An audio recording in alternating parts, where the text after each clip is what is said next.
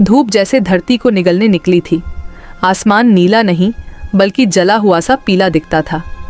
मिट्टी की दरारों से धुआं नहीं पर दर्द उठता था। गांव सोनपुर, जो कभी अपनी हरी फसलों के लिए जाना जाता था, तालाब सूख चुके थे। बैलों की हड्डियां दिखने लगी थीं। उसी गांव के एक छोर पर टूटी झोपड़ी के पास बैठा था किशन।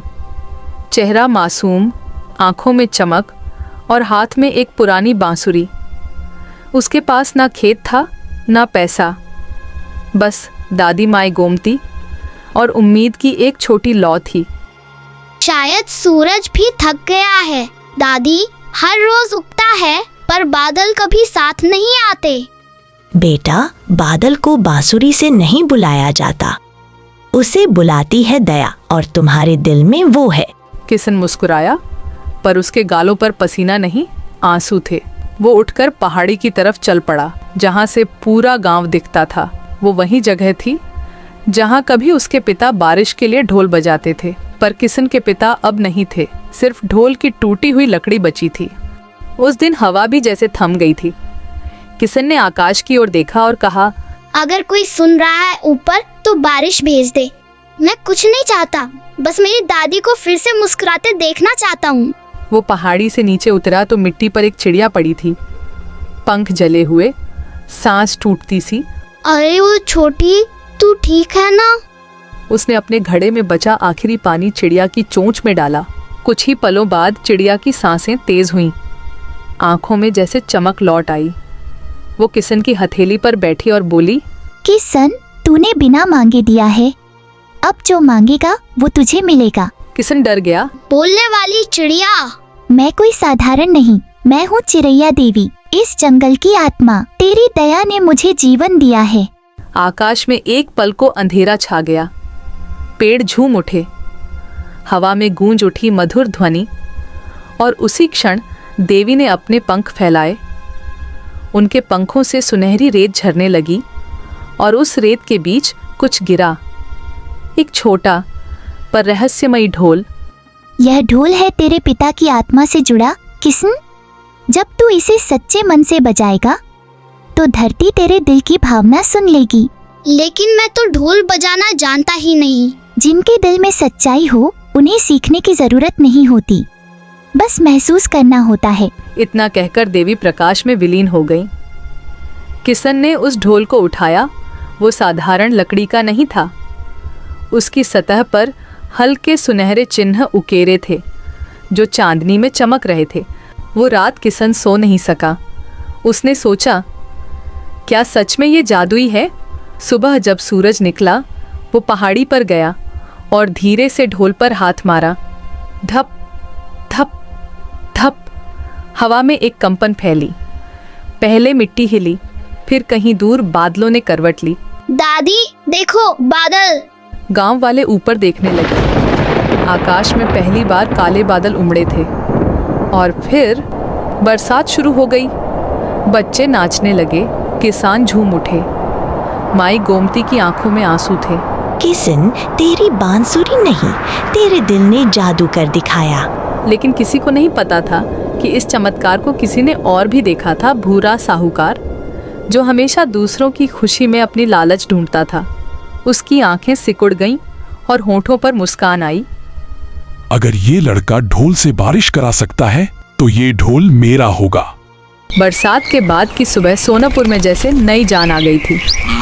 खेतों की मिट्टी की खुशबू हवा में घुली थी और गांव के लोग वर्षों बाद पहली बार मुस्कुरा रहे थे। हर घर के दरवाजे पर दिए जल रहे थे। किशन ने चमत्कार कर दिखाया, यही चर्चा थी हर तरफ। पर जहां सब खुश थे, वहीं एक आदमी के दिल में जलन थी। वो था भूरा साहूकार। भूरा के पास सोना था, जमीन थी, लोग थे, पर जो नहीं था वो था सम्मान। अब वो सोचता था, अगर ढोल मेरे पास आ जाए तो ये सारा गांव मेरे चरण छुएगा। उसने अपने नौकरों को बुलाया। सुना है कि किशन के पास कोई जादुई ढोल है। अगर वो ढोल मेरे घर में होगा तो बरसात सिर्फ मेरे खेतों में होगी। लेकिन मालिक, वो ढोल तो किशन ने देवता से पाया है। हा हा हा हा हा, देवता भी पैसे से मान जाते हैं। उसी शाम भूरा किशन की झोपड़ी पर पहुंचा। हाथ में मिठाई का डिब्बा, चेहरे पर बनावटी मुस्कान। अरे किशन बेटा, तू तो गांव का वीर निकला। तेरे कारण बारिश आई, खेत लहलहा उठे। नहीं मालिक, मैंने कुछ नहीं किया, मैंने तो सिर्फ ढोल बजाया था। तो वही तो कमाल है। अरे ऐसा ढोल तो देवताओं का वरदान होगा। ला बेटा, जरा दिखा तो। किशन मासूम था। उसने ढोल दिखाया, गोल, हल्के सुनहरे निशानों वाला। भूरा ने उसे छूते ही महसूस किया जैसे बिजली दौड़ गई हो हाथ में, पर उसके चेहरे पर लालच की चमक और तेज हो गई। उस रात जब किशन अपनी दादी को दवा देने गांव गया, भूरा ने चोरी से झोपड़ी में घुसकर ढोल उठा लिया। चांदनी रात थी, जंगल की ओर जाने वाली पगडंडी सुनसान थी। भूरा मन ही मन हंस रहा था। अब बारिश सिर्फ मेरे खेतों में होगी, बाकी सब खेत सूखते रहेंगे। वो पहाड़ी की चोटी पर पहुंचा और ढोल पर हाथ मारा। थप थप थप। पहले हवा चली, फिर बादल उठे। भूरा हंस पड़ा। हा हा हा, हो गया काम। लेकिन अगले ही पल आकाश में बिजली कौंधी और बादल गरजने लगे। बारिश नहीं, ओले गिरने लगे, इतने बड़े कि पेड़ टूटने लगे, खेत बर्बाद हो गए। अरे ये क्या हो रहा है? रुको, बस करो, मैंने कुछ नहीं किया। पर ढोल उसकी बात नहीं सुन रहा था।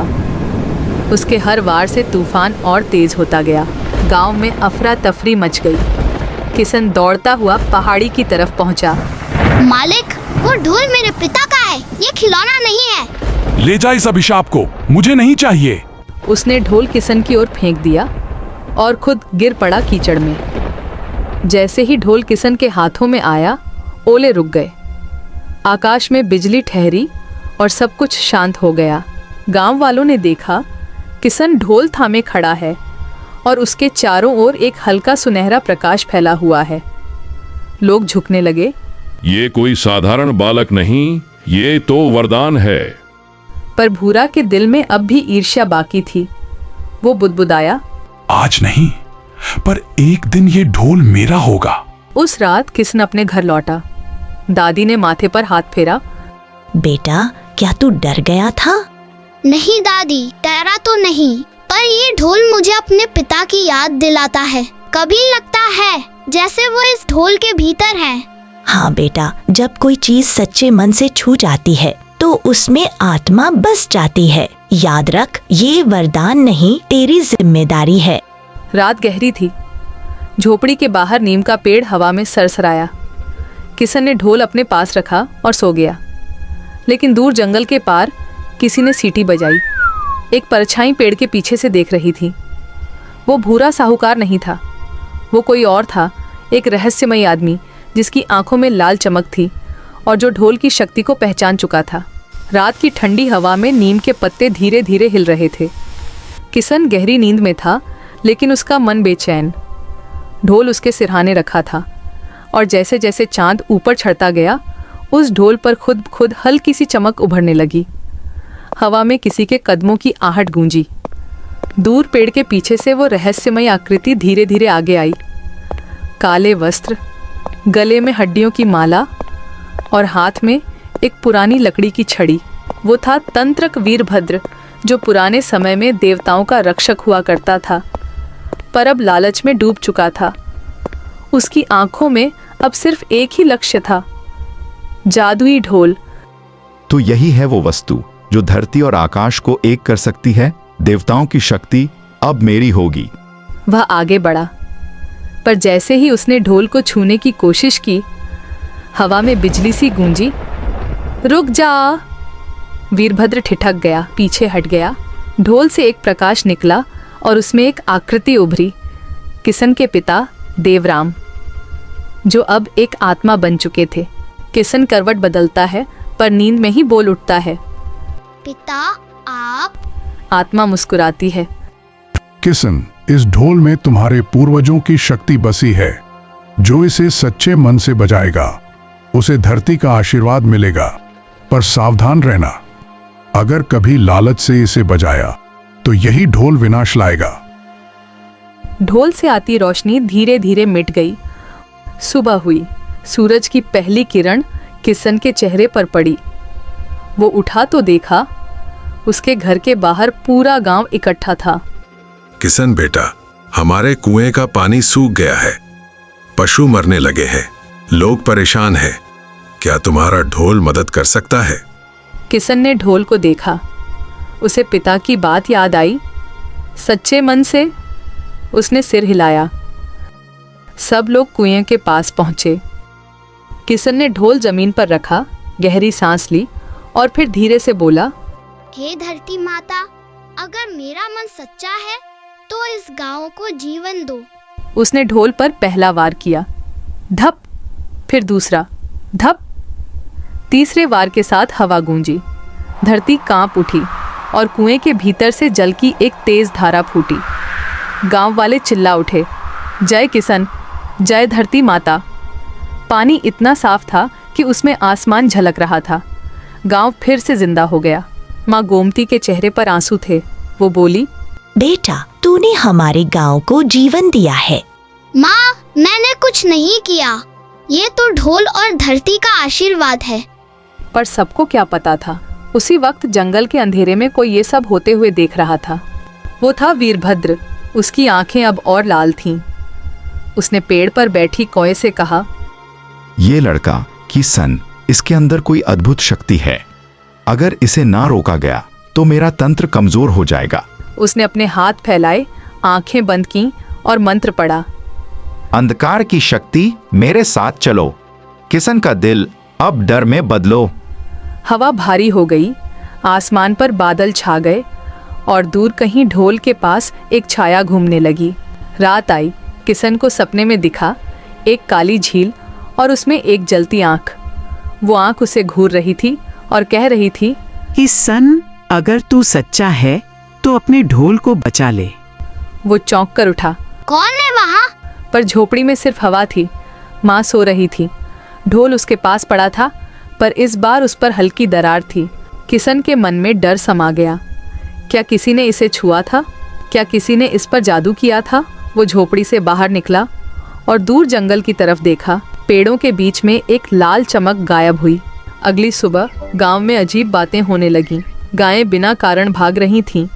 कुएं का पानी काला पड़ने लगा और हवा में किसी अनजानी गंध ने सबको बेचैन कर दिया। गांव वाले फिर किसन के पास आए। किसन बेटा, ये सब क्या हो रहा है? कुछ बुरा जाग गया है। वो समझ चुका था, किसी ने ढोल की शक्ति को छेड़ दिया है। रात को किसन फिर ढोल लेकर जंगल की ओर बढ़ा। वो अकेला था, चारों ओर सन्नाटा और बीच में एक पुराना मंदिर। वहां उसने पहली बार वीरभद्र को देखा। काले कपड़े, जलती आंखें और हाथ में वही छड़ी। तो तू ही है वो लड़का जो देवताओं से वरदान लेकर बैठा है? अगर वरदान दूसरों की मदद के लिए है तो हाँ, मैं वही हूँ। हा हा हा हा। देवता जब शक्ति देते हैं तो बदले में आत्मा लेते हैं। तू नहीं जानता वो ढोल क्या है। जमीन कांपने लगी। वीरभद्र ने अपनी छड़ी उठाई और काले धुएं का गोला निकला सीधे किसन की ओर। किसन ने ढोल थामा और जोर से बजाया। प्रकाश की एक लहर निकली जो धुएं से टकराई और जंगल को रोशन कर गई। पेड़ झूम उठे, मिट्टी में चमक उभरी और वीरभद्र पीछे गिर पड़ा। किसन के हाथों से खून बह रहा था, पर ढोल चमक रहा था, जैसे कोई अदृश्य शक्ति उसकी रक्षा कर रही हो। तू नहीं जानता किससे टकरा गया है किसन, ये तो बस शुरुआत है। वो धुएं में गायब हो गया। सुबह हुई तो गांव फिर से शांत था। कुएं का पानी साफ, गायें चर रही थीं और सूरज पहले से ज्यादा चमक रहा था। माँ ने किसन को गले लगाया। किसन मुस्कुराया, पर उसके मन में सवाल था, अगर यह शुरुआत है तो आखिर इस ढोल का अंत क्या होगा? रात फिर उतर आई थी। गांव के चारों ओर धुंध फैल चुकी थी और हवा में हल्की सी राख की गंध थी। लोग अपने घरों के दरवाजे बंद कर चुके थे, पर किसी को नहीं पता था कि अंधकार का असली खेल अब शुरू होने वाला है। किसन अपने झोपड़े के बाहर बैठा था। ढोल उसकी गोद में रखा था और आंखों में चिंता तैर रही थी। पिता की बातें उसके दिमाग में गूंज रही थीं। अगर कभी लालच या डर से इसे बजाया तो यही ढोल विनाश का कारण बनेगा। वो आसमान की तरफ देखता है। चांद धुंधला पड़ चुका है। अचानक हवा तेज हुई दीपक बुझ गए और धरती में कंपन होने लगा। नीम का पेड़ झूम उठा और उसके पीछे से कोई छाया उभरी। वो था वीरभद्र। अब उसके कपड़े फटे हुए थे, चेहरा झकमी, पर आंखों में पहले से ज्यादा आग थी।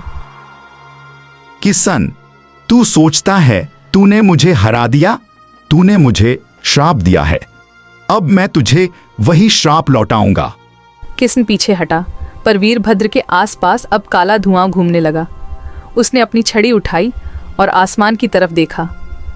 देवताओं की शक्ति अगर उसके साथ है तो अधोलोक की शक्ति अब मेरे साथ होगी। अचानक बिजली कड़की, धरती फट गई और एक गहरी गुफा से अंधकार का तूफान उठा। उस तूफान के भीतर से आवाज आई, वीरभद्र, क्या तू वाकई तैयार है? हाँ, मुझे उस बच्चे की आत्मा चाहिए और उस ढोल की शक्ति। तूफान ने वीरभद्र को घेर लिया।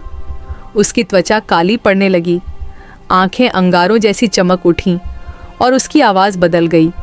अब उसमें सैकड़ों आत्माओं की चीखें थीं।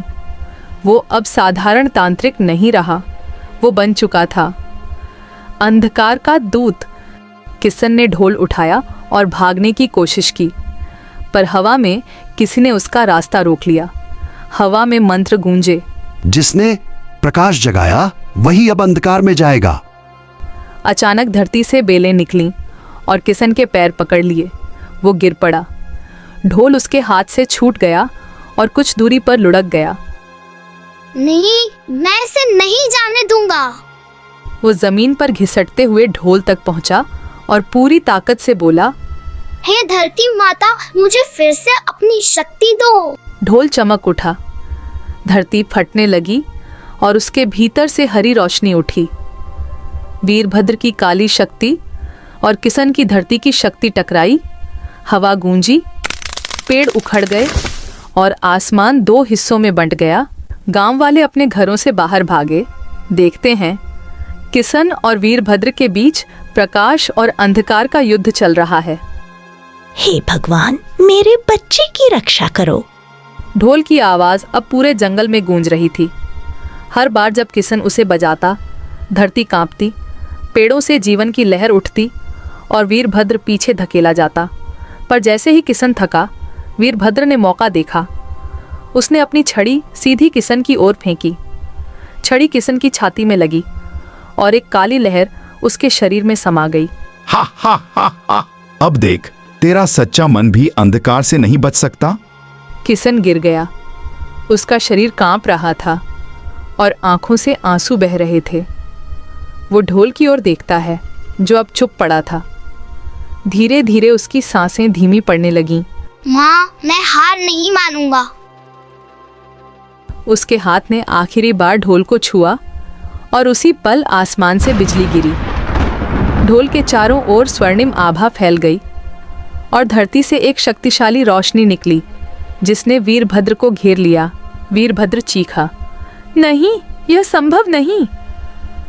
उसकी आत्मा आग में जलने लगी और हवा में घुल गई। उसका श्राप अधूरा रह गया। सुबह की किरणों ने गांव को छुआ। किसन जमीन पर पड़ा था। माँ गोमती उसके पास दौड़ी आई। बेटा, उठ जा, तू जीत गया। किसन ने धीरे से आंखें खोली, मुस्कुराया और बोला, माँ, ये जीत मेरी नहीं, धरती की है। फिर उसने आसमान की तरफ देखा और देखा कि चांद अब पहले से ज्यादा उजला है। उस दिन से गांव वालों ने उस जगह पर एक मंदिर बनाया, धरती मंदिर, जहां किसन के ढोल की प्रतिमा रखी गई। कहते हैं, हर साल जब सूखा पड़ता है और जब कोई बच्चा सच्चे मन से उस ढोल के सामने जाता है, हवा में वही आवाज गूंजती है, ठप ठप। और वीरभद्र, उसकी आत्मा आज भी उस जंगल में भटकती है। कभी कभी रात के सन्नाटे में जब नीम के पत्ते हिलते हैं तो लगता है जैसे वो अब भी कह रहा हो, किसन, तूने जीत तो ली, पर कहानी अभी खत्म नहीं हुई।